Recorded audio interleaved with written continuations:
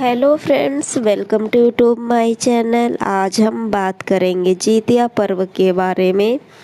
यह व्रत उत्तर प्रदेश, बिहार और नेपाल के तराई क्षेत्रों में वहाँ के लोग बहुत ही धूमधाम से मनाते हैं। इस व्रत को जिउतिया पर्व भी कहते हैं। कई लोग इसको जिउतिया पर्व कहते हैं। यह पर्व माताओं के लिए बेहद ही महत्वपूर्ण माना जाता है। लोगों की बहुत ही आस्था है कि इस व्रत को करने से बच्चों की लंबी उम्र होती है, उनका जीवन सुखमय होता है।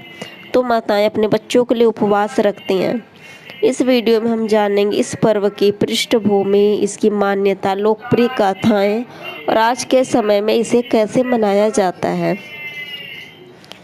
जितिया व्रत हर साल आश्विन मास के कृष्ण पक्ष अष्टमी को किया जाता है और नवमी को पारण किया जाता है। यह पर्व मातृत्व, आस्था और परंपरा का संगम है।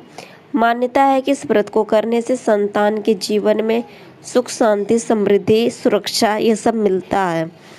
इस दिन गांवों और शहरों में महिलाएं सुबह सुबह स्नान करके व्रत की शुरुआत करती हैं और दिन भर जल तक ग्रहण नहीं करती। शाम को सब एकत्र होकर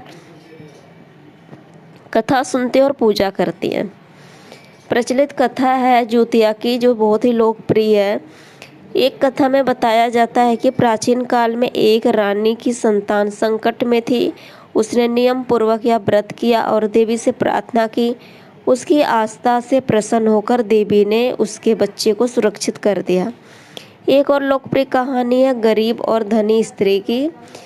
गरीब ने श्रद्धा और नियम के साथ व्रत किया, धनी ने लापरवाही से।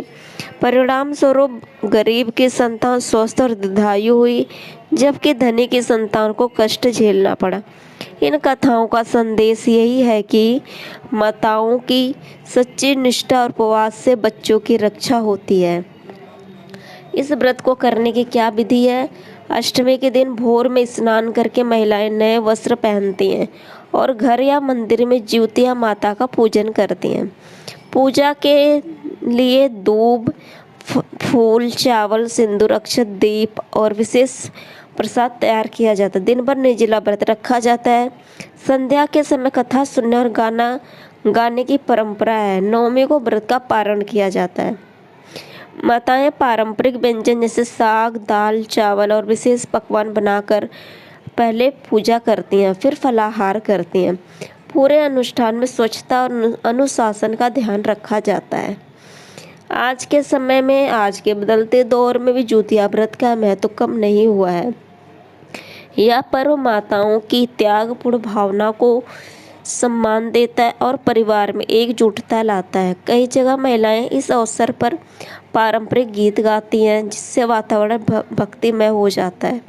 युवा पीढ़ी भी इस पर्व से जुड़े संस्कार सीखती है। दोस्तों, यह था जिउतिया व्रत से जुड़ी मुख्य बातें, इसकी पृष्ठभूमि, मान्यता, कथा और विधि। अगर यह जानकारी आपको अच्छी लगी है तो वीडियो को लाइक करें, इस चैनल को सब्सक्राइब करें, ताकि हम आपके लिए ऐसी धार्मिक और सांस्कृतिक विषय लाते रहें। जय माता दी।